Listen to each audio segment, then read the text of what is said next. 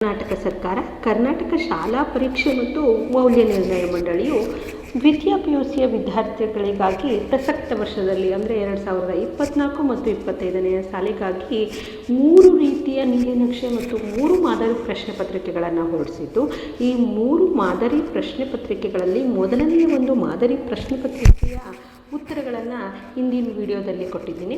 ಈ ಒಂದು ವಿಡಿಯೋದಲ್ಲಿ ಮಾದರಿ ಪ್ರಶ್ನೆ ಪತ್ರಿಕೆ 2ರ ಉತ್ತರಗಳನ್ನು ಇಲ್ಲಿ ನೋಡ್ತಾ ಹೋಗೋಣ. ಇಲ್ಲಿ ತರಗತಿ ದ್ವಿತೀಯ PUC ಶೈಕ್ಷಣಿಕ ವರ್ಷ 2024 ಮತ್ತು 25 ವಿಷಯ ಕನ್ನಡಕ್ಕೆ 01 ಗರಿಷ್ಠ ಅಂಕಗಳು ನಿಮಗೆ ನಿಗದಿಪಡಿಸಿರುವಂಥದ್ದು 80 ಅಂಕಗಳು. ಸಮಯ 3 ಗಂಟೆ. ನಿಮಗೆ ಈಗಾಗಲೇ ಗೊತ್ತಿದೆ, ನಿಮಗೆ ಒಂದು 15 ನಿಮಿಷಗಳನ್ನು ಕಡಿತಗೊಳಿಸಿ 3 ಗಂಟೆಗೆ ನಿಮ್ಮ ಪರೀಕ್ಷೆಯನ್ನು ನಿಗದಿಪಡಿಸಲಾಗಿದೆ. ಹಾಗೆ ಒಟ್ಟು ಪ್ರಶ್ನೆಗಳ ಸಂಖ್ಯೆ 52 ಇರುತ್ತೆ. ಹಾಗೆ ಇಲ್ಲಿ ಕೊಟ್ಟಿರುವಂತಹ ಮೊದಲನೇ ಸೂಚನೆಯನ್ನು ಗಮನಿಸಬೇಕು. ಆ ವಿಭಾಗದಲ್ಲಿನ ಪ್ರಶ್ನೆಗಳಿಗೆ ಪ್ರಥಮವಾಗಿ ಬರೆದಂತಹ ಉತ್ತರಗಳನ್ನು ಮಾತ್ರವೇ ಮೌಲ್ಯಮಾಪನದಲ್ಲಿ ಪರಿಗಣಿಸಲಾಗುವುದು ಅಂತ ಕೇಳಿದ್ದಾರೆ.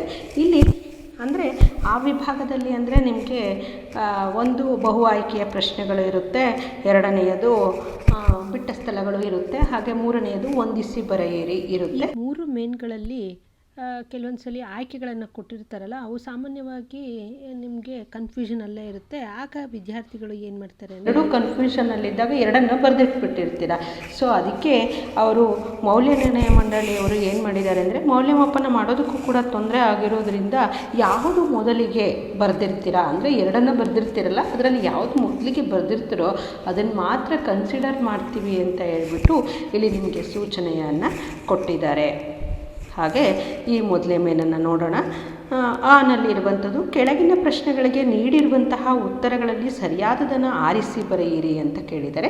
ಇಲ್ಲಿ ಒಟ್ಟು ಬಹು ಆಯ್ಕೆ ಪ್ರಶ್ನೆಗಳು 10 ಇರುತ್ತೆ. ನೀವು 10ಕ್ಕೂ ಕೂಡ ಉತ್ತರಿಸಬೇಕಾಗುತ್ತೆ. ಒಂದೊಂದನ್ನು ಉತ್ತರಿಸಿದರೆ ನಿಮಗೆ 1 ಅಂಕ ಇರುತ್ತೆ. ಒಟ್ಟಾರೆ 10 ಪ್ರಶ್ನೆಗಳಿಗೆ ಉತ್ತರಿಸಿದರೆ 10 ಅಂಕ ಲಭಿಸುತ್ತೆ. ಇಲ್ಲಿ ನೋಡಿ, ಮೊದಲನೇ ಒಂದು ಪ್ರಶ್ನೆ. ರಾವಣನ ರೂಪು ಸೀತಾದೇವಿಗೆ ತೃಣಕಲ್ಪಮಾಯಿತು, ಪತಿಭಕ್ತಿಯೊಳಾರಿ ವನಿತೆಯ ತೆರದಿಂ ಸದ್ಭಾವನೆ ಒಳಗೊಂಡ ಪುಣ್ಯವತಿಯರ್ ಸತಿಯರ್ ಅನ್ನುವಂಥದ್ದು. ಈ ಪದ್ಯಭಾಗಕ್ಕೆ ಸಂಬಂಧಿಸಿದಂತೆ ಕೆಳಗಿನ ಯಾವ ಹೇಳಿಕೆ ಸರಿಯಾಗಿದೆ ಅಂತ ಕೇಳಿದ್ದಾರೆ. ಇಲ್ಲಿ ನಾನು ಯಾವುದೇ ಒಂದು ಆಯ್ಕೆಯನ್ನು ಹೇಳೋದಲ್ಲ, ಕೇವಲ ಉತ್ತರವನ್ನು ಮಾತ್ರ ಹೇಳ್ತಾ ಹೋಗ್ತೀನಿ. ಈ ಸೀತೆ ರಾಮನಲ್ಲಿ ಸದ್ಭಾವಗಳನ್ನು ಒಳಗೊಂಡಂತಹ ಪುಣ್ಯವತಿ. ಹಾಗೆ ಮುಂದಿನದು ಗುರು ಹೇಗೆ ವರ್ತಿಸಬಾರದು ಅನ್ನುವಂಥದ್ದು. ಗುರು ಆದಂತಹವರು ಲಘುವಾಗಿ ವರ್ತಿಸಬಾರದು. ಹಾಗೆಯನ್ನು ಏನೆಂದು ಉಪೇಕ್ಷಿಸಬಾರದು, ಹಾಗೆಯನ್ನು ಬಾಲಕನು ಅಂತ ಹೇಳ್ಬಿಟ್ಟು ಉಪೇಕ್ಷಿಸಬಾರ್ದು. ದುರ್ಗಂಧ ಬಿಡದಿರುವುದು ಯಾವುದು ಅಂತ ಕೇಳಿದರೆ, ದುರ್ಗಂಧ ಬಿಡದಿರುವುದು ಹಂದಿ. ಹುಸಿನಿದ್ದೆ ಸಾಕು ಎಂದು ಕವಿ ಹೇಳಿರುವುದು ಮಕ್ಕಳಿಗೆ. ನಾಗರಿಕತೆಯ ಉನ್ನತಿಯ ಆದರ್ಶದೊಡನೆ ಆರಂಭವಾಗಿರುವಂತಹ ಅಭಿವೃದ್ಧಿಯು ಏನಾಗುತ್ತದೆ ಅಂತ ಕೇಳಿದರೆ, ಅಂದರೆ ಉತ್ತರ ದೂರದೃಷ್ಟಿ ಒಳನೋಟವಿರುವಂತಹ ಅಭಿವೃದ್ಧಿ ಆಗಿರುತ್ತೆ ಅನ್ನುವಂಥದ್ದು ಸರಿಯಾದಂತಹ ಉತ್ತರ. 7ನೆಯದು ಹಳ್ಳಿಯ ಚಹಾ ಪಳಾರದ ಅಂಗಡಿಯ ಹೆಸರೇನು ಅಂತ ಕೇಳಿದರೆ, ಇದಕ್ಕೆ ಹಳ್ಳಿಯ ಚಹಾದ ಪಳಾರದ ಅಂಗಡಿಯ ಹೆಸರು ಚಂದ್ರಭವನ. ಹಾಗೆ ಅಲ್ಲಿ ಲೈನ್ ಮೇಲೆ ಬಿದ್ದ ಮರ ತೆಗೆದು ಹಾಕೋದು ಕಾನೂನು ಬಾಹಿರದ ಕೆಲಸ ಅಂತ ನಿಮ್ಮ ಬಾಯಲ್ಲೇ ನಾನು ಕೇಳಿರೋದು. ನಿಮ್ಮ ಡಿಪಾರ್ಟ್ಮೆಂಟಿನ ಮರ ಅವನ ಡಿಪಾರ್ಟ್ಮೆಂಟಿನ ಕಂಬದ ಮೇಲೆ ಬಿದ್ದರೆ ಅವನು ಅದನ್ನು ತೆಗೆದು ಹಾಕಬೇಕೋ ಬೇಡವೋ ಹೇಳಿ ಅನ್ನುವಂಥದ್ದು ಹೇಳಿಕೆ ಕೊಟ್ಟಿದ್ದಾರೆ. ಲೇಖಕರು ಈ ಮಾತುಗಳಿಗೆ ಕೆಳಗಿನ ಯಾವ ಹೇಳಿಕೆ ಸೂಕ್ತವಾದಂತಹ ಸ್ಪಷ್ಟನೆಯಾಗಿದೆ ಅಂತ ಕೇಳಿದರೆ, ಇದಕ್ಕೆ ಸರಿಯಾದಂತಹ ಉತ್ತರ ಲೈನ್ ಮೇಲೆ ಬಿದ್ದ ಮರ ತೆಗೆಯೋದು ತಪ್ಪಲ್ಲ ಅನ್ನುವಂಥದ್ದು. ಆನೆ ಇಲ್ಲದರಿಂದ ವೇಲಾಯುಧ ಕೆಲಸಕ್ಕೆ ಸೇರಿದ್ದು ಎಲ್ಲಿ ಅನ್ನುವಂತಹದ್ದು ಪ್ರಶ್ನೆ. ಇದಕ್ಕೆ ಸರಿಯಾದಂತಹ ಉತ್ತರ ಆನೆ ಇಲ್ಲದರಿಂದ ವೇಲಾಯುಧ ಶಿವೇಗೌಡರ ಹತ್ರ ಕೆಲಸಕ್ಕೆ ಸೇರಿಕೊಳ್ತಾನೆ. ಪೊಲೀಸರು ಏನೆಂದು ಮಹಜರನ್ನು ಬರೆದುಕೊಂಡ್ರು, ಅವರು ಪೊಲೀಸರು ಏನಂತ ಮಹಾಜರು ಬರ್ಕೊಳ್ತಾರೆ ಅಂದರೆ, ಕೋವಿ ಸಿಕ್ಕಿದರೆ ಆದರೆ ಹೆಣ ಸಿಗಲಿಲ್ಲ ಅಂತ ಹೇಳ್ಬಿಟ್ಟು ಮಹಾಜರನ್ನು ಬರ್ಕೊಂಡ್ರು. ಹಾಗೆ ಮುಂದಿನ ಮೇನು ಆನಲ್ಲಿ ಇರುವಂಥದ್ದು ಬಿಟ್ಟ ಸ್ಥಳಗಳಿಗೆ ಆವರಣದಲ್ಲಿ ಕೊಟ್ಟಿರುವಂತಹ ಉತ್ತರಗಳಲ್ಲಿ ಸೂಕ್ತವಾದದನ್ನು ಆರಿಸಿ ಬರೆಯಿರಿ ಅಂತ ಕೇಳಿದ್ದಾರೆ. ಇದು ಕೂಡ ಅಷ್ಟೇ, ನೀವು ಬಿಟ್ಟ ಸ್ಥಳಗಳಿಗೆ ಸರಿಯಾದದನ್ನು ಬರೆದ್ರೆ 1 ಅಂಕ, ಒಂದೊಂದಕ್ಕೆ ಒಟ್ಟಾರೆ 5 ಪ್ರಶ್ನೆಗಳನ್ನು ಕೊಟ್ಟಿರ್ತಾರೆ, 5ಕ್ಕೆ ಉತ್ತರಿಸಿದರೆ 5 ಅಂಕ. 11ನೇದು ಕಿಡ್ನಿ ಸ್ಟೋನ್ ಬಗ್ಗೆ ತಿಳಿಯಲು ಲೇಖಕಿ ಕಮಲಮ್ಮ ಮೇಡಮ್ ಅವರನ್ನು ಭೇಟಿ ಮಾಡ್ತಾರೆ. 12ನೆಯ ಪ್ರಶ್ನೆ ಸ್ಥಳೀಯ ಭಾಷೆ ಕಲಿಯದ ಅನ್ಯ ಭಾಷಿಕರು ದ್ವೀಪ ಜೀವಿಗಳಂತೆ ಆಗ್ತಾರೆ. 13ನೇದು ದಣಿ ಎಂದಿಗೂ ಒಕ್ಕಲು ಮಕ್ಕಳನ್ನು ನಂಬುವುದಿಲ್ಲ. ವಿಜ್ಞಾನದ ಅಡಿಪಾಯ ಅಂದರೆ ಪ್ರಶ್ನೆ ಕೇಳುವಂತಹದ್ದು. ಮನೋರಮೆ ರಾಮಾಶ್ವಮೇಧದ ಕತೆ ಹೇಳಬೇಕು ಅಂತ ಹೇಳ್ಬಿಟ್ಟು ಮುದ್ದಣ್ಣನಿಗೆ ಕೇಳ್ಕೊಳ್ತಾಳೆ. ಮುಂದಿನದು ಹೊಂದಿಸಿ ಬರೆಯಿರಿ ಅನ್ನುವಂಥದ್ದು. ಇಲ್ಲಿಯೂ ಕೂಡ ಅಷ್ಟೇ, ಒಂದೊಂದಕ್ಕೆ ಹೊಂದಿಸಿ ಬರೆದ್ರೆ 1 ಅಂಕ, ಒಟ್ಟಾರೆ 5 ಹೊಂದಿಸಿ ಬರೆಯಿರಿ ಇರುತ್ತೆ. 14ನೇದು ಕುಮಾರವ್ಯಾಸ ರಚಿಸಿರುವಂಥದ್ದು ಇನ್ನೂ ಹುಟ್ಟದೇ ಇರಲಿ ನಾರಿಯರನ್ನವಲು ಅನ್ನುವಂತಹ ಒಂದು ಪದ್ಯ. ಮುಂದಿನದು ಆನಲ್ಲಿ ಇರುವಂಥದ್ದು ಜಾಲಿಯ ಮರದಂತೆ ಪದ್ಯವನ್ನು ಬರೆದಂಥವರು ಪುರಂದರದಾಸರು. ಒಂದು ಹೂ ಹೆಚ್ಚಿಗೆ ಇಡುತ್ತೀನಿ ಅನ್ನುವಂಥದ್ದು ಬರೆದಿರುವಂಥದ್ದು ಲಲಿತಾ ಸಿದ್ದಬಸವಯ್ಯ ಅವರು. ಚಿಟ್ಟೆ ಮತ್ತು ಜೀವಯಾನ ಅನ್ನುವಂಥದ್ದು ಒಂದು ಆಕರ ಗ್ರಂಥ. ಈ ಒಂದು ಆಕರ ಗ್ರಂಥದಿಂದ ಹತ್ತಿ ಚಿತ್ತ ಮತ್ತು ಅನ್ನುವಂತಹ ಒಂದು ಪದ್ಯ ಭಾಗವನ್ನು ಆಯ್ಕೆ ಮಾಡಿಕೊಳ್ಳಲಾಗಿದೆ. ಹಾಗೆ ಮುಂದಿನದು ಒಮ್ಮೆ ನಗುತ್ತೇನೆ ಅನ್ನುವಂಥದ್ದು. ಈ ಒಮ್ಮೆ ನಗುತ್ತೇನೆ ಅನ್ನುವಂತಹ ಒಂದು ಪದ್ಯವನ್ನು ರಚಿಸಿದಂತಹವರು ಸುಕನ್ಯಾ ಮಾರುತಿಯವರು. ಹಾಗೆ ಮುಂದಿನದು ಗರತಿಯ ಹಾಡು, ಇದು ಎಕ್ಸ್ಟ್ರಾ ಇರುವಂತಹ ಉತ್ತರ. ಹಾಗೆ ಮುಂದಿನದು ಆ ವಿಭಾಗಕ್ಕೆ ಸಂಬಂಧಿಸಿರುವಂತಹದ್ದು. ಇಲ್ಲಿ ಯಾವುದಾದರೂ 3 ಪ್ರಶ್ನೆಗಳಿಗೆ 2-3 ವಾಕ್ಯಗಳಲ್ಲಿ ಉತ್ತರಿಸಿ ಅಂತ ಕೇಳಿದ್ದಾರೆ. ಅಂದರೆ ಇಲ್ಲಿ ಪದ್ಯಗಳಿಗೆ ಸಂಬಂಧಿಸಿದಂತಹ ಇವು ಪ್ರಶ್ನೆಗಳು. ಇಲ್ಲಿ 4 ಪ್ರಶ್ನೆಗಳನ್ನು ಕೊಟ್ಟಿರ್ತಾರೆ, ಅದರಲ್ಲಿ ಯಾವುದಾದ್ರೂ 3 ಆಯ್ಕೆ ಮಾಡ್ಕೊಂಡು ಬಿಟ್ಟು ಬರೀಬೇಕಾಗುತ್ತೆ. ಒಂದೊಂದನ್ನು ಉತ್ತರಿಸಿದರೆ ನಿಮಗೆ 2 ಅಂಕ ಇರುತ್ತೆ, 3 ಉತ್ತರಿಸಿದರೆ ನಿಮಗೆ ಒಟ್ಟಾರೆ 6 ಅಂಕ. 17ನೆಯ ಪ್ರಶ್ನೆ ರಾವಣನು ಅಂತಿಮವಾಗಿ ಯಾವ ನಿರ್ಧಾರಕ್ಕೆ ಬರ್ತಾನೆ ಅನ್ನುವಂಥದ್ದು ಪ್ರಶ್ನೆ. ನೋಡಿ, ನಾನು ಯಾವುದೇ ಒಂದು ಆಯ್ಕೆಯನ್ನು ಬಿಟ್ಟಿಲ್ಲ, ಎಲ್ಲವುಗಳಿಗೂ ಕೂಡ ಉತ್ತರವನ್ನು ಕೊಡ್ತಾ ಹೋಗಿದ್ದೇನೆ. ನೀವು ಕೇವಲ ಎಷ್ಟು ಕೊಟ್ಟಿರ್ತಾರೋ ಅಷ್ಟಕ್ಕೆ ಮಾತ್ರ ಉತ್ತರಿಸಬೇಕಾಗುತ್ತೆ. ಉತ್ತರ: ರಾವಣನ ಅಂತಿಮವಾಗಿ ಯುದ್ಧದಲ್ಲಿ 2 ಕಡೆಯ ಸೇನೆಗಳು ತನ್ನ ಪರಾಕ್ರಮವನ್ನು ಕಂಡು ಹೊಗಳುವಂತೆ ಯುದ್ಧ ಮಾಡಿ, ಯುದ್ಧದಲ್ಲಿ ರಾಮ ಲಕ್ಷ್ಮಣರನ್ನು ರಥಹೀನರನ್ನಾಗಿ ಮಾಡಿ ಸೆರೆಗೈದು ತಂದು ಅನಂತರ ಸೀತೆಯನ್ನು ರಾಮನಿಗೆ ಒಪ್ಪಿಸ್ತೇನೆ ಎಂಬಂತಹ ನಿರ್ಧಾರಕ್ಕೆ ಆತ ಬರ್ತಾನೆ. ಹಾಗೆ 18ನೆಯ ಪ್ರಶ್ನೆ ಉಳಿದ 4 ಪಾಂಡವರು ಭಿನ್ನ ಸ್ವಭಾವಗಳ ಬಗ್ಗೆ ದ್ರೌಪದಿಯ ಅಭಿಪ್ರಾಯವೇನು ಅಂತ ಕೇಳಿದರೆ ಉತ್ತರ: ದ್ರೌಪದಿಯ ಪ್ರಕಾರ ಭೀಮನನ್ನುಳಿದ ಪಾಂಡವರು ತನ್ನೊಡನೆ ರಮಿಸಲು ಮಾತ್ರ ಮುಂದಾಗುವರು. ಹೆಂಡತಿಯ ಮಾನರಕ್ಷಣೆಯ ಸಂದರ್ಭ ಬಂದಾಗ ಹೇಳದೇ ಕೇಳದೆ ಹೋಗುವರು. ಆದ್ದರಿಂದ ಅವರೆಲ್ಲರೂ ಗಂಡ ಎನಿಸಿಕೊಳ್ಳಲು ಅಯೋಗ್ಯರೆಂಬುದನ್ನು ದ್ರೌಪದಿಯು ಇಲ್ಲಿ ಅಭಿಪ್ರಾಯಪಟ್ಟಿರುವಂತಹದ್ದನ್ನು ನೋಡಬಹುದು. 19 ಪ್ರಶ್ನೆ ಕವಿಯ ಪ್ರಕಾರ ಮುಪ್ಪು ಮತ್ತು ಹರೆಯದ ನಡುವಿನ ವ್ಯತ್ಯಾಸವೇನು ಅಂತ ಇದೆ. ಉತ್ತರ: ಇಲ್ಲಿ ಕವಿಯ ಪ್ರಕಾರ ಯೌವನವು ಜೀವನದ ಬೆಳಗುಜಾವ. ಯೌವನದ ಕಾಲದಲ್ಲಿ ನಿರಂತರ ಕಾರ್ಯಶೀಲರಾಗಿ ಜೀವನವನ್ನು ಸಾರ್ಥಕಗೊಳಿಸ್ಕೊಳ್ಬೇಕು. ಯೌವನವು ಮನುಷ್ಯನ ಆಯಸ್ಸಿನ ಸುಗ್ಗಿಯ ಕಾಲವೂ ಕೂಡ ಹೌದು. ಮುಪ್ಪು ಜೀವನದ ಸಂಧ್ಯಾಕಾಲ ಮತ್ತು ಚಿಂತೆಗಳಿಂದ ಆವರಿಸಿರುತ್ತದೆ ಎಂದು ಕವಿ ಮುಪ್ಪು ಮತ್ತು ಹರೆಯದ ವ್ಯತ್ಯಾಸವನ್ನು ಹೇಳ್ತಾರೆ. ಮುಂದಿನದು 20ನೆಯ ಪ್ರಶ್ನೆ ಮುದುಕ ಏನೆಂದು ಗೋಗರಿಯುತ್ತಾನೆ ಅನ್ನುವಂಥದ್ದು. ಉತ್ತರ: ಮುದುಕ ಫೋನ್ ಮಾಡಿದಾಗಲೆಲ್ಲ ಮಾತಾಡು ಆಡು, ಮಾತಾಡುತ್ತಲೇ ಇರು, ನಿಲ್ಲಿಸಬೇಡ ಎಂದು ಮುದುಕಿಗೆ ಗೋಗರಿಯುತ್ತಾನೆ.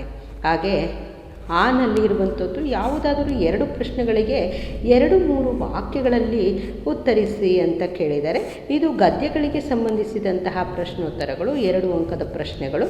ಇಲ್ಲಿ 2ಕ್ಕೆ ಮಾತ್ರ ಉತ್ತರಿಸಬೇಕಾಗುತ್ತೆ. ಇಲ್ಲಿಯೂ ಕೂಡ ಅಷ್ಟೇ 4 ಪ್ರಶ್ನೆಗಳನ್ನು ಕೊಟ್ಟಿದ್ದಾರೆ, 2ಕ್ಕೆ ಮಾತ್ರ ಉತ್ತರಿಸಬೇಕು. 21ನೆಯ ಪ್ರಶ್ನೆ ಕೊನೆಯಲ್ಲಿ ಬಸಲಿಂಗನಿಗೆ ಏನೆಂದು ನಿಶ್ಚಿತವಾಗತೊಡಗಿತು. ನೋಡಿ, ಉತ್ತರ ಕೊನೆಯಲ್ಲಿ ಬಸಲಿಂಗನಿಗೆ ತನ್ನ ಉಡಾಪೆ, ಸುಳ್ಳು, ಜಾತಿ, ಮಠದ ಗುರು ಯಾರೂ ತನ್ನ ಕಣ್ಣು ಉಳಿಸುವುದಿಲ್ಲ ಎಂಬುದು ಖಚಿತವಾಗತೊಡಗಿತ್ತು. ಹಾಗೆ 22ನೆಯದು, ಕರ್ನಾಟಕದಲ್ಲಿ ಕನ್ನಡಕ್ಕೆ ಯಾವ ಸ್ಥಾನವಿರಬೇಕೆಂದು ಹಾಮಾನಾಯಕ್ರವರು ಅಪೇಕ್ಷಿಸಿದ್ದಾರೆ ಅನ್ನುವಂಥದ್ದು ಉತ್ತರ.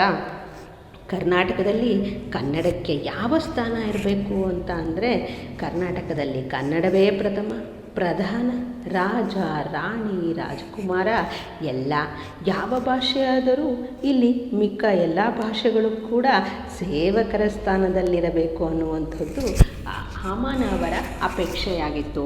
ಹಾಗೆ 23ನೇದು, ಕಲಾಂ ಅವರು ತಾವು ಆತ್ಮಕಥೆ ಬರೆದಿದ್ದು ಏತಕ್ಕಾಗಿ ಅನ್ನುವಂಥದ್ದು ಉತ್ತರ. ಸಾಮಾಜಿಕ ಸೌಲಭ್ಯಗಳಿಂದ ವಂಚಿತವಾಗಿರುವ ಊರಿನಲ್ಲಿ ಜನಿಸಿದಂತಹ ಮಕ್ಕಳಿಗೆ ತಾವು ಹಿಂದುಳಿದವರು, ಅಸಮರ್ಥರು ಅನ್ನುವಂತಹ ಭ್ರಮೆಯಿಂದ ಬಿಡುಗಡೆ ಹೊಂದಲು ತಮ್ಮ ಬದುಕು ಸ್ಫೂರ್ತಿ ನೀಡಬಹುದೇನೋ ಎಂಬ ಭಾವನೆಯಿಂದ ಆತ್ಮಕಥೆ ಬರೆದಿರುವುದಾಗಿ ಕಲಾಂರವರು ಹೇಳಿಕೊಂಡಿದ್ದಾರೆ. 24ನೆಯ ಪ್ರಶ್ನೆ, ಹಳ್ಳಿಯ ಚಹಾದ ಅಂಗಡಿ ಎಂದರೆ ಹೇಗಿರುತ್ತದೆ? ಉತ್ತರ. ಹಳ್ಳಿಯ ಚಹಾದ ಅಂಗಡಿ ಎಂದರೆ ಇಳಿಕಲ್ ಸೀರೆ ಉಟ್ಟು ಗೂಳೇಗುಡ್ಡದ ಕುಪ್ಸ ತೊಟ್ಟ ಹೆಣ್ಣಿನಂತೆ, ನೋಡಲು ಅಂದವಾಗಿರ್ತಿದ್ರೂ ಸ್ವರ್ಗ ಸುಖ ಕೊಡಬಲ್ಲದು. ಅಲ್ಲಿ 3 ಬೆಂಚು, 3 ಕಾಲಿನ ಕುರ್ಚಿ ಮಾತ್ರವೇ ಇರುವಂತಹದ್ದು. ಅಲ್ಲಿ ಮಿನಿ ಪಾರ್ಲಿಮೆಂಟಿನ ವಾರ್ತಾ ಇಲಾಖೆಯ ವಾತಾವರಣ, ಬಾಯಿ ಚಪಲ ತೀರಿಸಿಕೊಳ್ಳುವಂತಹ ಕೇಂದ್ರ ಹಳ್ಳಿಯ ಚಹಾದ ಅಂಗಡಿಯಾಗಿತ್ತು. ಮುಂದಿನದು, ಯಾವುದಾದರೂ 3 ಪ್ರಶ್ನೆಗಳಿಗೆ 2-3 ವಾಕ್ಯಗಳಲ್ಲಿ ಉತ್ತರಿಸಿ ಅಂತ ಇದೆ. ಇದು ದೀರ್ಘ ಗದ್ಯಕ್ಕೆ ಸಂಬಂಧಿಸಿದಂತಹ 2 ಅಂಕದ ಪ್ರಶ್ನೆಗಳು. ಇಲ್ಲಿಯೂ ಕೂಡ ಅಷ್ಟೇ 4 ಪ್ರಶ್ನೆಗಳನ್ನು ಕೊಟ್ಟಿದ್ದಾರೆ. ನೀವು 3ಕ್ಕೆ ಮಾತ್ರ ಉತ್ತರಿಸಬೇಕಾಗುತ್ತೆ. 25ನೆಯ ಪ್ರಶ್ನೆ, ಮಠದವರೆಗೆ ಆನೆಗಿಂತ ವೇಲಾಯುಧನನ್ನು ಸಾಕಲು ತ್ರಾಸುದಾಯಕವಾದುದೇಕೆ ಅಂತ ಇದೆ. ಉತ್ತರ. 24 ಗಂಟೆಯೂ ಕುಡದೇ ಇರ್ತಾ ಇದ್ದಂತಹ ಮಾವುತ ಮಠದ ಸಾತ್ವಿಕ ವಾತಾವರಣಕ್ಕೆ ದೊಡ್ಡ ತಲೆನೋವಾಗ್ಬಿಟ್ಟಿದ್ದ. ಆದುದರಿಂದ ಮಠದವರಿಗೆ ಮಾವುತ ವೇಲಾಯುಧನನ್ನು ಸಾಕುವುದು ಆ ಆನೆಯನ್ನು ಸಾಕುವುದಕ್ಕಿಂತಲೂ ಕೂಡ ಹೆಚ್ಚು ತ್ರಾಸುದಾಯಕ, ಅಂದರೆ ಕಷ್ಟಕರವಾಗಿಬಿಟ್ಟಿತ್ತು. 26ನೆಯ ಪ್ರಶ್ನೆ, ಫಾರೆಸ್ಟ್ ಡಿಪಾರ್ಟ್ಮೆಂಟಿನ ನಂಬರ್ 1 ಎನಿಮಿಗಳು ಯಾರು? ಉತ್ತರ. ಮಲೆನಾಡಿನ ಮಳೆಗೆ ಫಾರೆಸ್ಟ್ PWDನವರು, ಕರೆಂಟಿನವರು, ಟೆಲಿಫೋನ್ ಡಿಪಾರ್ಟ್ಮೆಂಟಿನವರು, ಈ 3 ಡಿಪಾರ್ಟ್ಮೆಂಟ್ಗಳು ಫಾರೆಸ್ಟ್ ಡಿಪಾರ್ಟ್ಮೆಂಟ್ನವರ ನಂಬರ್ 1 ಎನಿಮಿಗಳಾಗಿದ್ವು. 27ನೆಯ ಪ್ರಶ್ನೆ, ದುರ್ಗಪ್ಪ ತನ್ನ ಕೆಲಸ ಅತ್ಯಂತ ಅಪಾಯಕಾರಿ ಎಂದು ಹೇಗೆ ವಿವರಿಸ್ತಾನೆ? ಉತ್ತರ. ಲೈನ್ಮನ್ ಕೆಲಸಕ್ಕೆ ಸೇರಿದ ಮೇಲೆ ಪ್ರಾಣದ ಆಸೆ ಇಟ್ಕೊಂಡ್ರೆ ಆಗುತ್ತಾ? ಡಿಪಾರ್ಟ್ಮೆಂಟಿನ ಲೈನ್ಮನ್ಗಳ್ಯಾರೂ ಕೂಡ ಸರ್ವಿಸ್ ಮುಗಿಸಿ ರಿಟೈರ್ ಆಗಿರೋರಿಲ್ಲ. ಕರೆಂಟಿನ ಜೊತೆ ಕೆಲಸ ಅದು, ಒಂದಲ್ಲ ಒಂದಿನ ಎಚ್ಚರ ತಪ್ಪಿದ್ರು ಅಲ್ಲಿಗೆ ಮುಗಿದಂಗೆ ಎಂದು ತನ್ನ ಕೆಲಸ ಅತ್ಯಂತ ಅಪಾಯ ಆದದ್ದು ಅಂತ ಹೇಳಿಬಿಟ್ಟು ದುರ್ಗಪ್ಪ ವಿವರಿಸ್ತಾನೆ. ಆನೆಯನ್ನು ಹದ್ದುಬಸ್ತಿನಲ್ಲಿಡುವುದರ ಬಗ್ಗೆ ವೇಲಾಯುಧನ ಅಪ್ಪ ಏನು ತಿಳಿಸಿದ್ದರು? ಉತ್ತರ. ಆನೆಯ ಕಾಲಿನ ಉಗುರುಗಳ ಬಳಿ ಅಂಕುಶದಿಂದ ತಿವಿದ್ರೆ ಅದಕ್ಕೆ ಪ್ರಾಣವೇ ಹೋಗುವಷ್ಟು ನೋವಾಗ್ತದೆ ಅಂತ. ಹಾಗೆ ಆ ಭಯಂಕರ ನೋವಿಗೆ 4 ಸಾರಿ ತಿವಿಯುವುದರೊಳಗೆ ಎಂಥ ಪುಂಡ್ಯ ಆನೆಯಾದರೂ ಕೂಡ ಶರಣಾಗಿ ನೆಲದ ಮೇಲೆ ಮಲಗಿಬಿಡ್ತದೆ ಅಂತ ಹೇಳ್ಬಿಟ್ಟು ವೇಲಾಯುಧನ ಅಪ್ಪ ಅವನಿಗೆ ತಿಳಿಸಿರ್ತಾನೆ. ಹಾಗೆ ಮುಂದಿನದು ಈ ವಿಭಾಗ. ಇಲ್ಲಿ ಯಾವುದಾದರೂ 2 ವಾಕ್ಯಗಳ ಸಂದರ್ಭವನ್ನು ಸೂಚಿಸಿ ಸ್ವಾರಸ್ಯವನ್ನು ಬರೆಯಿರಿ ಅಂತ ಇದೆ. ಇಲ್ಲಿ ಇದು ಒಂದು ಸಂದರ್ಭದ ವಾಕ್ಯಗಳು ಪದ್ಯಗಳಿಗೆ ಸಂಬಂಧಿಸಿರುವಂಥದ್ದು. ಇಲ್ಲಿ 2ಕ್ಕೆ ಮಾತ್ರ ಉತ್ತರಿಸಬೇಕಾಗುತ್ತೆ. ಒಂದೊಂದು ಸಂದರ್ಭವನ್ನು ಸೂಚಿಸಿ ಸ್ವಾರಸ್ಯವನ್ನು ಬರೆದರೆ ನಿಮಗೆ 3 ಅಂಕ ಇರುತ್ತೆ. 29ನೆಯ ಪ್ರಶ್ನೆ, ಕೆಲವೊಂಬಲ್ಲವರಿಂದ ಕಲಿತು ಅನ್ನುವಂಥದ್ದು ಆಯ್ಕೆ. ಈ ಪ್ರಸ್ತುತವಾದಂತಹ ವಾಕ್ಯವನ್ನು ಪುಲಗೆರೆ ಸೋಮನಾಥ ಕವಿಯ ಸೋಮೇಶ್ವರ ಶತಕದ ಪಗೆಯಂಬಾಲಕನೆಂಬರೆ ಅನ್ನುವಂತಹ ಒಂದು ಪದ್ಯದಿಂದ ಆರಿಸಿಕೊಳ್ಳಲಾಗಿದೆ. ಸಂದರ್ಭವನ್ನು ನೋಡೋದಾದರೆ ಮನುಷ್ಯನ ತಿಳುವಳಿಕೆಯನ್ನು ಹೆಚ್ಚಿಸುವಂತಹ ಕೆಲವು ಬಗೆಯನ್ನು ಕವಿ ಇಲ್ಲಿ ಹೇಳ್ತಾರೆ. ಕೆಲವು ವಿಚಾರಗಳನ್ನು ನಾವು ಬಲ್ಲವರಿಂದಲೂ ಇನ್ನು ಕೆಲವನ್ನು ಶಾಸ್ತ್ರಗಳ ಅಧ್ಯಯನದಿಂದಲೂ ಮತ್ತೆ ಕೆಲವನ್ನು ತನ್ನ ಸ್ವಂತ ವಿವೇಕದಿಂದಲೂ ಮತ್ತೆ ಹಲವು ವಿಷಯಗಳನ್ನು ಸಜ್ಜನರ ಸಹವಾಸದಿಂದಲೂ ತಿಳಿಯಲಿಕ್ಕೆ ಸಾಧ್ಯ ಆಗುತ್ತೆ. ಆದರೆ ತಿಳಿಯುವ ಆಸಕ್ತಿ ಮಾತ್ರ ನಮಗಿದ್ರೆ ಹನಿ ಹನಿಗೂಡಿ ಹಳ್ಳಗಳು ಕೂಡಿ ಸಮುದ್ರವೇ ಆಗುವಂತೆ ಸರ್ವಜ್ಞರೇ ಆಗಬಹುದು ಅಂತ ಹೇಳ್ಬಿಟ್ಟು ಕವಿ ಹೇಳ್ತಾರೆ.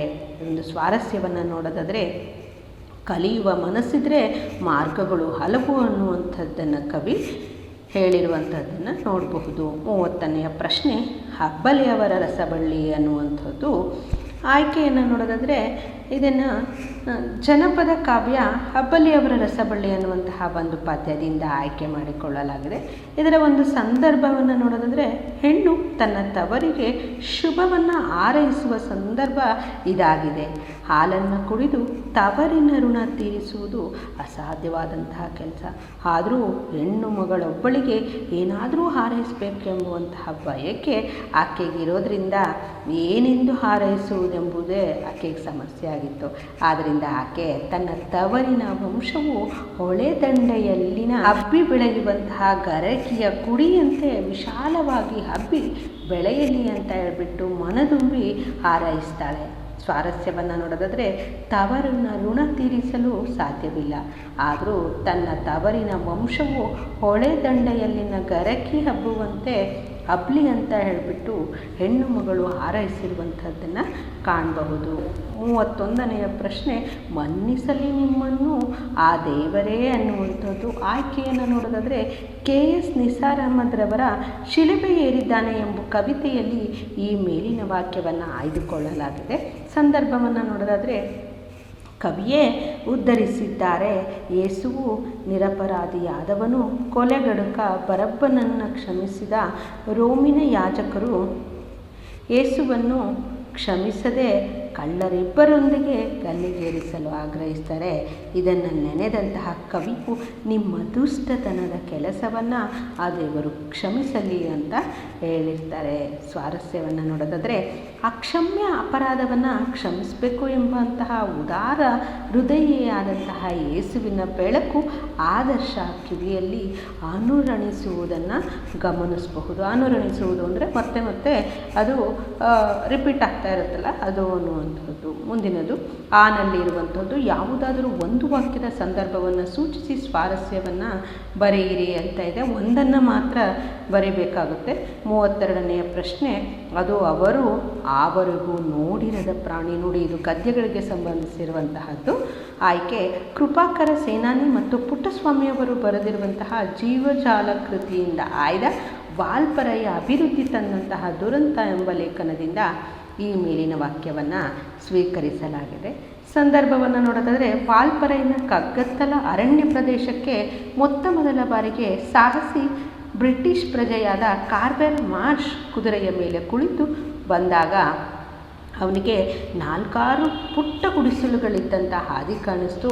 ಅಲ್ಲಿದ್ದ 6 ಆದಿವಾಸಿಗಳು ಮಾರ್ಷ್ ಕುದುರೆಯ ಕುರಪುಟದ ಸದ್ದಿಗೆ ದಿಗಿಲುಗೊಳ್ತಾರೆ. ಏಕೆಂದರೆ ಅವರೆಂದರೂ ಕೂಡ ಕುದುರೆಯನ್ನು ಕಂಡಿರಲಿಲ್ಲ. ಕಾಡಿನ ಪ್ರಾಣಿಗಳನ್ನು ಮಾತ್ರ ಕಂಡಿದ್ದ ಅವರಿಗೆ ಕುದುರೆ ಮತ್ತು ವಿಚಿತ್ರ ಪೋಷಾಕಿನ ಮಾರ್ಷನನ್ನು ನೋಡಿ ಭಯ ಉಂಟಾಗಿ ಮಿಂಚಿನಂತೆ ಅಲ್ಲಿಂದ ಮಾಯವಾದರೆಂಬುದನ್ನು ವಿವರಿಸುವಂತಹ ಸಂದರ್ಭದಲ್ಲಿ ಲೇಖಕರು ಈ ಮೇಲಿನ ವಾಕ್ಯವನ್ನು ರಚಿಸಿದ್ದಾರೆ. ಸ್ವಾರಸ್ಯವನ್ನು ನೋಡೋದಾದರೆ, ಮಾರ್ಷ್ ಮೊದಲ ಬಾರಿ ವಾಲ್ಪರೆಗೆ ಬಂದಾಗಿನ ಸಂದರ್ಭವನ್ನು ಲೇಖಕರು ಚಿತ್ರಿಸಿದ್ದಾರೆ. ಆಗ ಅಲ್ಲಿನ ಪರಿಸರ ಜೀವಿಗಳು ಹೇಗಿದ್ದವೆಂದು ಇಲ್ಲಿ ಹೇಳಲಾಗಿರುವಂತಹದ್ದು ಸ್ವಾರಸ್ಯವಾಗಿದೆ. ನೋಡು, ನಿನ್ನ ಎದುರು 2 ಆಯ್ಕೆಗಳಿವೆ.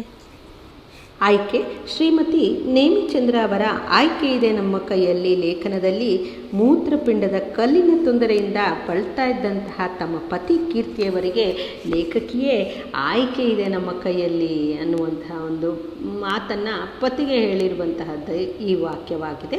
ಸಂದರ್ಭವನ್ನು ನೋಡೋದಾದರೆ, ಹಿಂದೆ ಕಮಲಮ್ಮ ಮೇಡಮ್ ಮತ್ತು ಮೂಲೆ ಮನೆ ಮುದ್ದೇಗೌಡರ ಶಸ್ತ್ರಚಿಕಿತ್ಸೆಯ ಅನುಭವಗಳನ್ನು ವಿವರಿಸಿದಂತಹ ಲೇಖಕಿಯು, ನೋಡು, ನಿನ್ನ ಎದುರು 2 ಆಯ್ಕೆಗಳಿಗೆ ಏನೂ ಮಾಡದೆ ಮುದ್ದೇಗೌಡರ ತರಹ 2 ಎರಡೆರಡು ವರ್ಷಕ್ಕೆ ಆಪ್ರೇಷನ್ ಮಾಡಿಸ್ಕೊಳ್ಳೋದೋ ಇಲ್ಲ ಕಮಲಮ್ಮ ಮೇಡಮ್ ತರಹ ಇನ್ಮೇಲೆ ಚೆನ್ನಾಗಿ ನೀರು ಕುಡಿಯೋದೋ ಎಂದು ಹೇಳಿದರು. ಆ ಕ್ಷಣದಿಂದಲೇ ತಮ್ಮ ಪತಿ ಯಥೇಚ್ಛವಾಗಿ ದ್ರವಾಹಾರವನ್ನು ಅಂದರೆ ನೀರಿನ ರೂಪದಲ್ಲಿರುವಂತಹ ಅಂದರೆ ಲಿಕ್ವಿಡ್ ರೂಪದಲ್ಲಿರುವಂಥ ಆಹಾರವನ್ನು ಸ್ವೀಕರಿಸುವಂತೆ ಎಚ್ಚರ ವಹಿಸಿ ಶಸ್ತ್ರಚಿಕಿತ್ಸೆ ಅಗತ್ಯ ಬಾರದಂತೆ ಅವರು ನೋಡಿಕೊಂಡ್ರು. ಸ್ವಾರಸ್ಯವನ್ನು ನೋಡೋದಾದರೆ ಹಿಂದೆ ಕಮಲಮ್ಮ ಮೇಡಮ್ ಮತ್ತು ಮೂಲೆ ಮನೆ ಮುದ್ದಗೌಡರ ಶಸ್ತ್ರಚಿಕಿತ್ಸೆಯ ಅನುಭವಗಳನ್ನು ವಿವರಿಸಿದಂತಹ ಲೇಖಕಿಯ ಮಾತುಗಳು ಕಿಡ್ನಿ ಸ್ಟೋನ್ ಬಗ್ಗೆ ಜಾಗೃತಿ ಹಾಗೂ ಎಚ್ಚರಿಕೆಯನ್ನು ವಹಿಸುವಂತಹ ಅಂಶಗಳು ಇವಾಗಿರ್ತವೆ. 34ನೇದು ಕನ್ನಡಂ ಕತ್ತೂರಿಯಲ್ತೆ ಅನ್ನುವಂಥದ್ದು ಆಯ್ಕೆಯನ್ನು ನೋಡೋದಾದರೆ ಶ್ರೀರಾಮಾಶ್ವಮೇಧಂ ಸಂಗ್ರಹದಿಂದ ಆಯ್ದುಕೊಂಡಿರುವಂತಹ ತಿರುಳುಗನ್ನಡದ ಬೆಳ್ನುಡಿ ಎಂಬ ಗದ್ಯ ಭಾಗದಿಂದ ಈ ಮೇಲಿನ ಒಂದು ವಾಕ್ಯವನ್ನು ಆಯ್ಕೆ ಮಾಡಿಕೊಳ್ಳಲಾಗಿದೆ. ಮನೋರಮೆಯು ಮುದ್ದಣ್ಣನಿಗೆ ಹೇಳುವಂತಹ ಮಾತು ಇದು. ಸಂದರ್ಭವನ್ನು ನೋಡೋದಾದರೆ ಗದ್ಯ ಭಾಗದಲ್ಲಿ ಸಂಸ್ಕೃತ ಭೂಯಿಷ್ಠವಾದ ಮಾತುಗಳಲ್ಲಿ ಕತೆ ಹೇಳುವುದಕ್ಕೆ ಮನೋರಮೆಯು ತಡೆದಾಗ ಮುದ್ದಣ್ಣನು ಹಾಗಾದರೆ ಇನ್ನು ಯಾವ ರೀತಿಯ ಕತೆ ಹೇಳಿ ಅಂತ ಅವರು ಕೇಳ್ತಾರೆ. ಅದಕ್ಕೆ ಉತ್ತರಿಸ್ತಾ ಮನೋರಮೆಯು ಕನ್ನಡವೇ ಕಸ್ತೂರಿಯಲ್ಲವೇ, ತಿರುಳುಗನ್ನಡದ ಬೆಳ್ನುಡಿಯಲ್ಲಿ ಸರಳವಾಗಿ ಕಥೆಯನ್ನು ಹೇಳಬೇಕು ಅಂತ ಹೇಳ್ಬಿಟ್ಟು ಕೇಳಿಕೊಂಡ್ನು. ಮುದ್ದಣ್ಣನು ಅಂತೆಯೇ ಆಗಲೆಂದು ಒಪ್ಪಿಕೊಳ್ಳುವಂತಹ ಸನ್ನಿವೇಶ ಇದಾಗಿದೆ.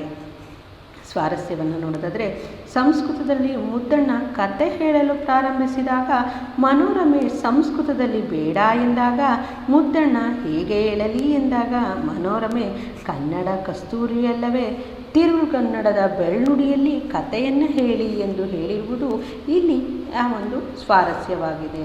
ಹಾಗಿದ್ರೆ ಮುಂದಿನದು ಈ ಯಾವುದಾದರೂ ಒಂದು ವಾಕ್ಯದ ಸಂದರ್ಭವನ್ನು ಸೂಚಿಸಿ ಸ್ವಾರಸ್ಯವನ್ನು ವಿವರಿಸಿ ಅಂತ ಕೇಳಿದರೆ ಇದು ದೀರ್ಘ ಗದ್ಯಕ್ಕೆ ಸಂಬಂಧಿಸಿರುವಂಥದ್ದು. ಒಂದಕ್ಕೆ ಮಾತ್ರ ಉತ್ತರಿಸಬೇಕಾಗಿದೆ. 35ನೇದು ಆನೆ ಸಾಕುವುದು ಅಂದರೆ ಎಲೆಕ್ಷನ್ಗೆ ಇಂಥ ಹಾಗೆ ಅನ್ನುವಂಥದ್ದು. ಆಯ್ಕೆಯನ್ನು ನೋಡೋದಾದರೆ ಪ್ರಸ್ತುತ ವಾಕ್ಯವನ್ನು ಕನ್ನಡದ ಅಗ್ರಮಾನ್ಯ ಗಣ್ಯ ಲೇಖಕ ಶ್ರೀಯುತ KP ಪೂರ್ಣಚಂದ್ರ ತೇಜಸ್ವಿಯವರ ತಿರಗೂರಿನ ಗಯ್ಯಾಳಿಗಳು ಕಥಾ ಸಂಕಲನದ ಕೃಷ್ಣೇಗೌಡನ ಆನೆ ಎಂಬ ನೀಳ್ಗತೆಯಿಂದ ಈ ಒಂದು ವಾಕ್ಯವನ್ನು ಆಯ್ದುಕೊಳ್ಳಲಾಗಿದೆ. ಸಂದರ್ಭವನ್ನು ನೋಡೋದಾದರೆ ಚಾರ್ಮುಡಿ ಹತ್ತಿರದ ಕಾಡನ್ನು ಸರ್ಕಾರ ಬಿಮ್ಕೋ ಕಂಪನಿಗೆ ಮರ ಕಡಿಯಲು ಗುತ್ತಿಗೆ ಕೊಟ್ಟಿರ್ತದೆ. ಲಾರಿ ದಾರಿಗೆ ಮರ ಸಾಗಿಸಲು ತನಗೆ ಕಾಂಟ್ರಾಕ್ಟ್ ಕೊಡಿ ಅಂತ ಹೇಳ್ಬಿಟ್ಟು ಕೃಷ್ಣೇಗೌಡ ಕೇಳ್ತಾರೆ. ದೂರದ ಗೂಳೂರು ಮಠದ ಆನೆಯು ಮರಿಯನ್ನು ಮೂಡಿಗೆರೆಗೆ ತಂದದ್ದು ಆದರೆ ಎಲ್ಲ ತರಹದ ವ್ಯವಹಾರ ಮಾಡಿ ನಷ್ಟ ಅನುಭವಿಸಿದ್ದ ಅವನು ಆನೆಯನ್ನು ತಂದಾಗ ಅವನ ಕತೆ ಮುಗೀತು ಅಂತ ಜನ ತೀರ್ಮಾನಿಸಿದ್ದನ್ನು ಲೇಖಕರು ಇಲ್ಲಿ ವಿವರಿಸ್ತಾರೆ. ಸ್ವಾರಸ್ಯವನ್ನು ನೋಡೋದಾದರೆ ಮನೆ ಮಠ ಹಾಳು ಮಾಡಿ ಹೆಂಡತಿ ಮಕ್ಕಳ ಬಾಯಿಗೆ ಮಣ್ಣು ಹಾಕುವಂತಹ ಕ್ಷಿಪ್ರ ಮಾರ್ಗ ಇದು ಅಂತ ಹೇಳ್ಬಿಟ್ಟು ಲೇಖಕರು ವಿವರಿಸಿರುವಂಥದ್ದು ಸ್ವಾರಸ್ಯವಾಗಿದೆ. 36ನೇದು ನನಗೆ ಈ ನಾಯಿಗಳನ್ನು ಕಂಡರೆ ಪ್ರೀತಿನ ಸ್ವಾಮಿ ಅನ್ನುವಂಥದ್ದು. ಈ ಒಂದು ವಾಕ್ಯದ ಸಂದರ್ಭವನ್ನು ನೋಡೋದಾದರೆ ಬೀದಿ ನಾಯಿಗಳ ಕಾಟದ ಬಗ್ಗೆ ಪ್ರೆಸಿಡೆಂಟರಿಗೆ ಸರಿಯಾಗಿ ಒಂದು ಮಾತು ಹೇಳಲು ಲೇಖಕರು ಹೊರಡ್ತಾರೆ. ಅವರನ್ನು ಪ್ರಚೋದಿಸಿದಂತಹ ಜಬ್ಬಾರು ಪುಟ್ಟಯ್ಯ ಇಬ್ಬರು ವಿರುದ್ಧ ದಿಕ್ಕಿನಲ್ಲಿ ಕಾಲು ಕೀಳ್ತಾರೆ, ಅಂದರೆ ವಿರುದ್ಧ ದಿಕ್ಕಿಗೆ ಹೋಗ್ತಾರೆ. ಆದರೂ ದೃಢ ಮನಸ್ಸಿನಿಂದ ಮುನ್ಸಿಪಲ್ ಆಫೀಸಿಗೆ ಬಂದಾಗ ಪ್ರೆಸಿಡೆಂಟ್ ಖಾನ್ ಸಾಹೇಬರು ತಮ್ಮ ಗಡ್ಡ ನೀವ್ಕೊಳ್ತಾ ತಮ್ಮ ಡಾಗ್ ಎರಾಡಿಕೇಷನ್ ಪ್ರೋಗ್ರಾಮನ್ನು ವಿವರಿಸ್ತಾ ಈ ಮೇಲಿನಂತೆ ಹೇಳ್ತಾರೆ. ಸ್ವಾರಸ್ಯವನ್ನು ನೋಡೋದಾದರೆ ಕುರಾನ್ ಪ್ರಕಾರ ನಾಯಿಗಳು ಹಂದಿಗಳಿಗೆ ಸಮವಾದ್ದರಿಂದ ಮುನ್ಸಿಪಾಲ್ಟಿಯವರ ಈ ನಾಯಿಗಳೇನೂ ಸಾಕಿಕೊಂಡಿಲ್ಲವೆಂದು ಖಾನ್ ಸಾಹೇಬರು ವಾದ ಸರಣಿಯನ್ನು ಮಂಡಿಸ್ತಾರೆ. ಹಾಗೆ ಮುಂದಿನದು ಈ ವಿಭಾಗಕ್ಕೆ ಸಂಬಂಧಿಸಿರುವಂಥದ್ದು. ಯಾವುದಾದರೂ 2 ಪ್ರಶ್ನೆಗಳಿಗೆ 5-6 ವಾಕ್ಯಗಳಲ್ಲಿ ಉತ್ತರಿಸಿ ಅಂತ ಕೇಳಿದ್ದಾರೆ. ಅಂದರೆ ಇದು 4 ಅಂಕದ ಪ್ರಶ್ನೆಗಳು. 1 ಪ್ರಶ್ನೆಗೆ ಉತ್ತರಿಸಿದರೆ 4 ಅಂಕ ಇರುತ್ತೆ. 2 ಪ್ರಶ್ನೆಗಳಿಗೆ ನೀವು ಉತ್ತರಿಸಿದರೆ 8 ಅಂಕ ಲಭಿಸುತ್ತೆ. ರಾವಣನು ಬಹುರೂಪಿಣಿ ವಿದ್ಯೆಯನ್ನು ಒಲಿಸಿಕೊಂಡ ಸಂದರ್ಭವನ್ನು ವಿವರವಾಗಿ ಬರೆಯಿರಿ ಅಂತ ಕೇಳಿದರೆ ಉತ್ತರ ಉದಾತ್ತ ವ್ಯಕ್ತಿ ಆದಂತಹವನು ರಾವಣನ ವಿಧಿಗೆ ವಶನಾಗಿ ಸೀತೆಯನ್ನು ಅಪಹರಿಸಿ ಪ್ರಮಾದವನದಲ್ಲಿ ಇರ್ತಾನೆ. ಇದರಿಂದ ಯುದ್ಧದಲ್ಲಿ ರಾಮ ಲಕ್ಷ್ಮಣರನ್ನು ಸೋಲಿಸಿ ಜಯ ಪಡೆಯಲು ರಾವಣನು ಜಿನಾಲಯದಲ್ಲಿ ಬಹುರೂಪಿಣಿ ವಿದ್ಯೆಗಾಗಿ ತಪಸ್ಸಿಗೆ ಕುಳಿತುಕೊಳ್ತಾನೆ. ಧ್ರುವ ಮಂಡಲ ಹಾಗೆ ಚಂಚಲವಿಲ್ಲದೆ ದೃಢತೆಯಿಂದ ಮನಸ್ಸನ್ನು ನಿಗ್ರಹಿಸಿ ಏಕಾಗ್ರತೆಯಿಂದ ದಿವ್ಯ ಮಂತ್ರದ ಸಹಾಯದಿಂದ ವಿದ್ಯೆಯನ್ನು ಬಳಸ್ಕೊಳ್ತಾನೆ. ವಿದ್ಯಾದೇವತೆ ಮುಂಗಾರಿನ ಸಿಡಿಲಿನಂತೆ ಆರ್ಭಟಿಸುತ್ತಾ ಯಮನ ನಾಲಿಗೆಗೇ ಚಾಚುವಂತೆ ಪ್ರತ್ಯಕ್ಷವಾಗಿ ರಾವಣನಿಗೆ ಹೀಗೆ ಹೇಳ್ತಾಳೆ: ಚಕ್ರಧರನಾದ ಲಕ್ಷ್ಮಣನನ್ನು, ಚರಮದೇಹಧಾರಿಯಾದ ರಾಮನನ್ನು ಕೊಲ್ಲುವುದಿಲ್ಲ, ಅವರನ್ನು ಬಿಟ್ಟು ಉಳಿದವರನ್ನು ನಾನು ಉಳಿಸುವುದಿಲ್ಲ ಎಂದಾಗ ರಾವಣ ಉಳಿದವರ ನಾಶ ನನಗೇಕೆ ಎಂದು ನಮಸ್ಕರಿಸ್ತಾನೆ. ನಂತರ ಜಿನಾಲಯವನ್ನು 3 ಬಾರಿ ಪ್ರದಕ್ಷಿಣೆ ಮಾಡಿ ಅಂತಃಪುರಕ್ಕೆ ಹೋಗ್ತಾನೆ. ಶಿವಪಥವನ್ನರಿಯದವನ ಭಕ್ತಿ ನಿರರ್ಥಕವೆಂದು ಹೇಳಿದ ಬಸವಣ್ಣನ ವಿಚಾರಗಳನ್ನು ಉದಾಹರಣೆಗಳ ಮೂಲಕ ಸ್ಪಷ್ಟಪಡಿಸಿ ಅಂತ ಕೇಳಿದರೆ ಉತ್ತರ: ಅರ್ಥರೇಖೆ ಇದ್ದು ಆಯುಷ್ಯ ರೇಖೆ ಇಲ್ಲದಿದ್ದರೆ ಪ್ರಯೋಜನವಿಲ್ಲ. ಏಡಿಯ ಕೈಯಲ್ಲಿ ಚಂದ್ರಾಯುಧವೇ ಇದ್ದರೂ ಫಲವಿಲ್ಲ. ಕುರುಡನ ಕೈಯಲ್ಲಿ ಕನ್ನಡಿ ಇದ್ದರೆ ಯಾವ ಉಪಯೋಗವೂ ಇಲ್ಲ. ಮಂಗನ ಕೈಯಲ್ಲಿ ಮಾಣಿಕ್ಯವಿದ್ದರೆ ಅದರ ಬೆಲೆ ತಿಳಿಯುವುದಿಲ್ಲ ಎಂಬ ಉದಾಹರಣೆ ನೀಡ್ತಾ ಬಸವಣ್ಣ ಶಿವಪಥವನ್ನು ಅರಿಯದವನ, ಶಿವಶರಣರ ಅನುಭವಗಳನ್ನು ಅರಿಯದವನ ಕೈಯಲ್ಲಿ ಲಿಂಗವಿದ್ದರೆ ನಿರರ್ಥಕ ಅಂತ ಹೇಳ್ಬಿಟ್ಟು ಹೇಳಿದ್ದಾರೆ. ಹಾಗೆ ಅಂತಹ ಭಕ್ತಿ ಕೇವಲ ತೋರಿಕೆಯ ಭಕ್ತಿಯಾಗುತ್ತದೆ ಎಂಬುದು ಬಸವಣ್ಣನವರ ಪ್ರತಿಪಾದನೆಯಾಗಿದೆ. 39ನೆಯ ಪ್ರಶ್ನೆ: ಮುಂಬೈ ಜಾತಕ ಕವಿತೆಯ ಹಿನ್ನೆಲೆಯಲ್ಲಿ ನಗರ ಜೀವನವನ್ನು ವಿಶ್ಲೇಷಿಸಿ ಅಂತ ಕೇಳಿದರೆ ಉತ್ತರ: ನಗರ ಜೀವನವು ಹುಟ್ಟಿನಿಂದ ಸಾಯುವವರೆಗೂ ಕೂಡ ಅತಂತ್ರವಾದಂತಹದ್ದು, ಮರುಕ ಹುಟ್ಟಿಸುವಂತಹ ಯಾಂತ್ರಿಕ ಬದುಕಾಗಿದೆ. ಮಗು ಹುಟ್ಟುವುದೇ ಆಸ್ಪತ್ರೆಯಲ್ಲಿ, ಕೃತಕ ಹಾಗೂ ಸತ್ವವಿಲ್ಲದ ಆಹಾರ, ಕಲುಷಿತ ವಾತಾವರಣ, ನಿರಾಳವಾಗಿ ಎಲ್ಲಿಯೂ ಓಡಾಡುವಂತಿಲ್ಲ. ಬದುಕು ಕಟ್ಟಿಕೊಳ್ಳಲು ಎಲ್ಲಿಯೂ ನಿಲ್ಲದೆ ಓಡುತ್ತಾ ಇರಬೇಕು. ಅವರಿವರನ್ನು ತಳ್ಳಿಯಾದರೂ ಒಂದು ಜಾಗ ಗೊತ್ತುಪಡಿಸಿಕೊಳ್ಬೇಕು. ಇರುವ ಅಂಗೈಯಗಲದ ಮನೆಯಲ್ಲಿಯೇ ಇಡೀ ಪ್ರಪಂಚವನ್ನು ಕಾಣಬೇಕು. ತಂದೆ ತಾಯಿಗಳು ತಮ್ಮ ಮಕ್ಕಳಲ್ಲಿ ಮಮತೆ, ವಾತ್ಸಲ್ಯಗಳನ್ನು ವ್ಯಕ್ತಪಡಿಸಲೂ ಕೂಡ ಸಮಯವಿಲ್ಲ. ಅದೇ 4 ಗೋಡೆ ಕಿಷ್ಕಿಂಧೆಯಂತಹ ಶಾಲೆಗಳಲ್ಲಿ ಕಲಿಯುವುದೇ ವಿದ್ಯೆ. ಜಾಹೀರಾತು, ರೇಡಿಯೋಗಳು, ವಿವರಗಳೇ ಜ್ಞಾನದ ರಹದಾರಿಗಳು, ಇವೇ ರಹದಾರಿಗಳು ಅಂತ ಹೇಳ್ತಾರೆ. ಬದುಕೆಂಬ ಚದುರಂಗದ ಆಟದಲ್ಲಿ ಯಾರ್ದೋ ಕೈಗೊಂಬೆಗಳಾಗಿ ದುಡಿಯುವಂಥದ್ದು. ಮುಂಜಾನೆ ಹೇಳ್ತಲೇ ಬಟ್ಟೆ ಧರಿಸಲು ಪುರ್ಸೊತ್ತಿಲ್ಲದೆ ಬಸ್ಸನ್ನು, ರೈಲನ್ನು ಹಿಡಿದು ಸಂಜೆಯವರೆಗೂ ದುಡಿದು ದಣಿದು ಎಷ್ಟೋ ರಾತ್ರಿಯಲ್ಲಿ ಮನೆಗೆ ಬಂದು ತಂಗಳನ್ನು ತಿಂದು ಬಿದ್ದುಕೊಳ್ಳುವುದು, ಬಾಡಿಗೆ ಮನೆಯಲ್ಲಿ ನೆರಳಿನಲ್ಲೇ ನರಳುತ್ತಾ ಬದುಕುವುದು. ಹೀಗೆ ನಗರ ಜೀವನದ ಯಾಂತ್ರಿಕ ವಿವರಗಳನ್ನು ಕವಿತೆಯಲ್ಲಿ ಚಿತ್ರಣಗೊಂಡಿರುವಂಥದ್ದನ್ನು ನೋಡ್ಬೋದು. ಹಾಗೆ 40ನೆಯ ಪ್ರಶ್ನೆ: ಈ ಕೆಳಗಿನ ಪದ್ಯಭಾಗವನ್ನು ಅರ್ಥೈಸಿಕೊಂಡು ಕೆಳಗಿನ ಎಲ್ಲ ಪ್ರಶ್ನೆಗಳಿಗೆ ಉತ್ತರಿಸಿ ಅಂತ ಕೇಳಿದರೆ ಇದು ಇನ್ನೂ ಹುಟ್ಟದ ಇರಲಿ ನಾರಿಯರೆನ್ನವಲು ಅನ್ನುವಂತಹ ಒಂದು ಪದ್ಯಕ್ಕೆ ಸಂಬಂಧಿಸಿರುವಂತಹ ಒಂದು ಪದ್ಯಭಾಗ. ರಮಣ ಕೇಳುಳಿದವರು ತನ್ನನ್ನು ರಮಿಸುವರು, ಮಾನಾರ್ಥವೆನೇ ನಿರ್ಗಮಿಸುವರು. ನೀನಲ್ಲದುಳಿದವರು ಚಿತ್ತಬಾಹಿರರು, ಮಮತೆಯಲ್ಲಿ ನೀ ನೋಡು ಚಿತ್ತದ ಸಮತೆಯನ್ನು ಬೀಳ್ಕೊಡು ಕುಟಾರನ ಯಮನ ಕಾಣಿಸಿ ಕರುಣಿಸಿಂದಳು ಕಾಂತೆ ಕೈ ಮುಗಿದು ಅನ್ನುವಂಥದ್ದು ಈ ಒಂದು ಪದ್ಯಭಾಗಕ್ಕೆ ಸಂಬಂಧಿಸಿದಂತಹ ಪ್ರಶ್ನೆಗಳನ್ನು ಇಲ್ಲಿ ಕೆಳಗೆ ಕೊಟ್ಟಿದ್ದಾರೆ. ಮೊದಲನೇದು, ಪದ್ಯಭಾಗದಲ್ಲಿ ಮಾನಾರ್ಥವನ್ನೇ ನಿರ್ಗಮಿಸುವ ಆ ಉಳಿದವರು ಯಾರು ಅಂತ ಕೇಳಿದರೆ ಅದು ಮಾನವನ್ನು ಕಾಪಾಡುವಂತಹ ವಿಷಯ ಬಂದಾಗ ಭೀಮನನ್ನು ಬಿಟ್ಟು ಉಳಿದ 4 ಗಂಡಂದಿರು ಅಂದರೆ ಉಳಿದ ಪಾಂಡವರು ಹಿಂದೆ ಸರಿಯುವಂತಹವರು ಅಂತ ಅರ್ಥ. ಹಾಗೆ ಮುಂದಿನದು, ನೀನೇ ಸೂಕ್ತವಾದವನೆಂದು ಯಾರನ್ನು ಕುರಿತು ಹೇಳಲಾಗಿದೆ?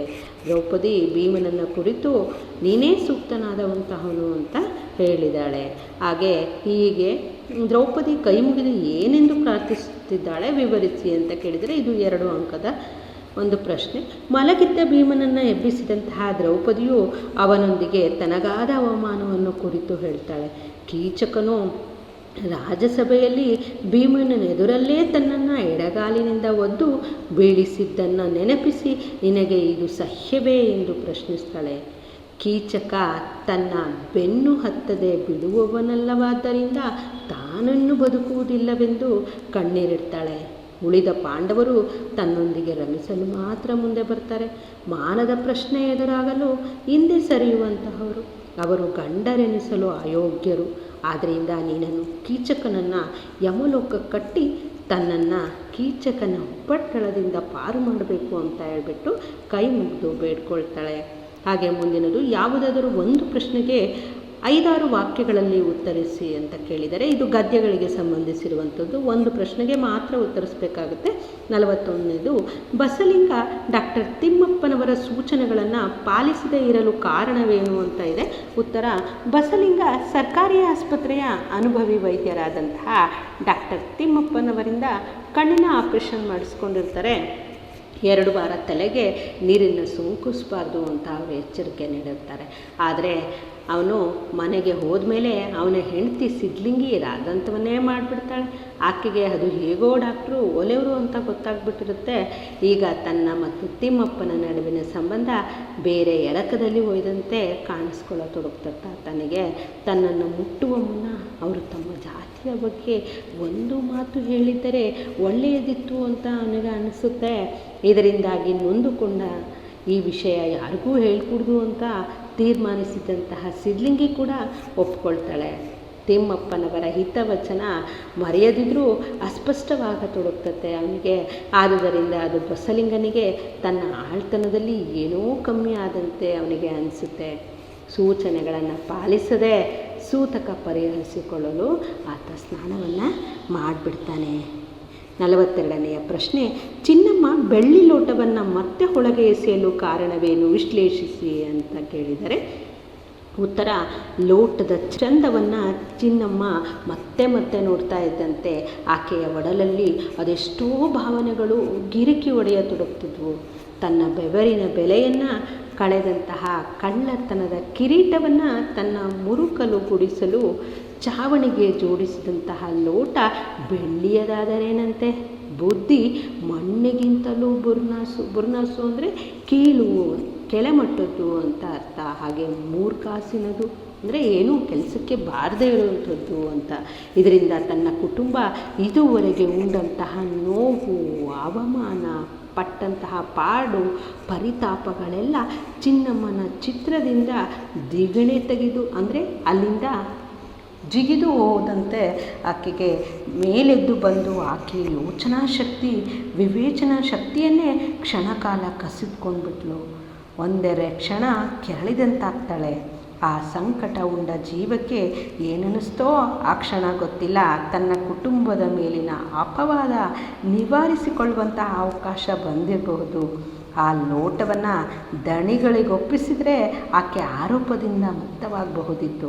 ಆದರೆ ತಾನು ಮತ್ತು ತನ್ನ ಕುಟುಂಬ ಇದುವರೆಗೆ ಅನುಭವಿಸಿದಂತಹ ನೋವು, ಅವಮಾನ, ಪಟ್ಟಂತಹ ಪಾಡು, ಪರಿತಾಪ ಹಾಗೂ ಪಡಿ ಇಲ್ಲದ ದುಡಿದ ಅಂದರೆ ಪಡಿ ಅಂದರೆ ಅದು ಒಂದು ಅಳತೆಯ ಪ್ರಮಾಣ, ಅಂದರೆ ದುಡಿದಿದ್ದಕ್ಕೆ ಪ್ರತಿಯಾಗಿ ಕೊಡುವಂತಹ ಧಾನ್ಯದ ರೂಪದಲ್ಲಿ ಕೊಡುವಂತಹ ಒಂದು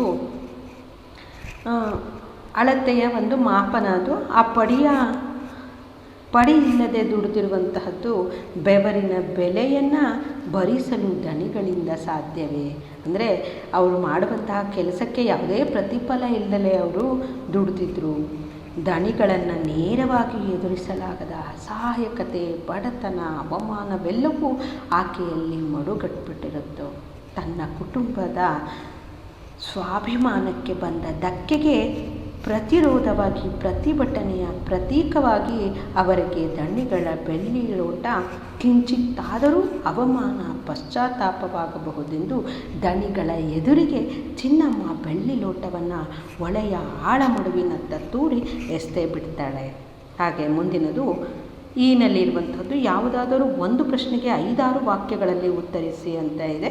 ಇದು ದೀರ್ಘ ಗದ್ಯಕ್ಕೆ ಸಂಬಂಧಿಸಿರುವಂತಹ ಪ್ರಶ್ನೆಗಳು, ಒಂದಕ್ಕೆ ಮಾತ್ರ ಉತ್ತರಿಸಬೇಕು. 43ನೆಯ ಪ್ರಶ್ನೆ, ಪೋಸ್ಟ್ಮನ್ ಜಬ್ಬಾರನ ಬವಣೆಗಳನ್ನು ನಿರೂಪಕರು ಹೇಗೆ ವಿವರಿಸಿದ್ದಾರೆ ಅನ್ನುವಂಥದ್ದು ಉತ್ತರ, ಜಬ್ಬಾರಿ ಹೆಸರಿಗೆ ಕೇಂದ್ರ ಸರ್ಕಾರದ ನೌಕರ 16 ವರ್ಷದಿಂದ ಕೆಲಸ ಮಾಡ್ತಾಯಿದ್ರು. ಇನ್ನೂ ಟೆಂಪ್ರವರಿಯಾಗಿಯೇ ಇದ್ದುದರಿಂದ ಅವನ ಸಂಬಳ 60 ರೂಪಾಯಿ. ಈ ಸಂಬಳದಿಂದ ಹೊಟ್ಟೆ ಹೊರೆಯಲು ಸಾಧ್ಯವಿಲ್ಲದೆ 108 ಪತ್ರಿಕೆಗಳ ಏಜೆನ್ಸಿ ತೆಗೆದುಕೊಂಡು ಪೋಸ್ಟ್ ಕೊಡುವಲ್ಲೆಲ್ಲ ಚಂದಾದಾರರನ್ನು ಮಾಡಲು ಆತ ಪ್ರಯತ್ನಿಸ್ತಾ ಇದ್ದ. ಪೋಸ್ಟಿನ ಜೊತೆ ಮ್ಯಾಗ್ಝಿನ್ಗಳ ಕಂತೆ ಹೊತ್ಕೊಂಡು ದಿನಾಲೂ 18 ಕಿಲೋಮೀಟರ್ ಹೋಗಿ ಬರಬೇಕಿತ್ತು. ಪೋಸ್ಟಲ್ ಡಿಪಾರ್ಟ್ಮೆಂಟ್ನವರು ತಮ್ಮ ಸೇವೆಯನ್ನು ವಿಸ್ತರಿಸುತ್ತಾ ಹ್ಯಾಂಡ್ ಪೋಸ್ಟ್, ಬಿದ್ರಳ್ಳಿ ಇಲ್ಲೆಲ್ಲ ಒಂದೊಂದು ಕೆಂಪು ಬಾಕ್ಸ್ಗಳನ್ನು ನೇತಾಕಿದ್ರು. ಇದರಿಂದ ಜಬ್ಬಾರ್ ಇನ್ನೂ ತೊಂದರೆಗೆ ಸಿಕ್ಕೊಂಡ. ಪೋಸ್ಟ್ ಕೊಡುವುದಲ್ಲದೆ ಪ್ರತಿದಿನ ಪೋಸ್ಟ್ ಬಾಕ್ಸ್ ಇರುವವರೆಗೆ ಹೋಗಿ ಪೋಸ್ಟ್ ಸಂಗ್ರಹಿಸಿ ಹೆಡ್ ಆಫೀಸ್ಗೆ ಕೊಡಬೇಕಾಗಿರುತ್ತೆ. ಆತ ನಡೆದಾಗಲಿ ಸೈಕಲ್ಲಿನಲ್ಲಾಗಲಿ ತಿರುಗಲಾರದೆ ಪೋಸ್ಟ್ಮೆನ್ ಜಬ್ಬಾರ್ ಸೋತೋಗ್ಬಿಟ್ಟಿದ್ದ.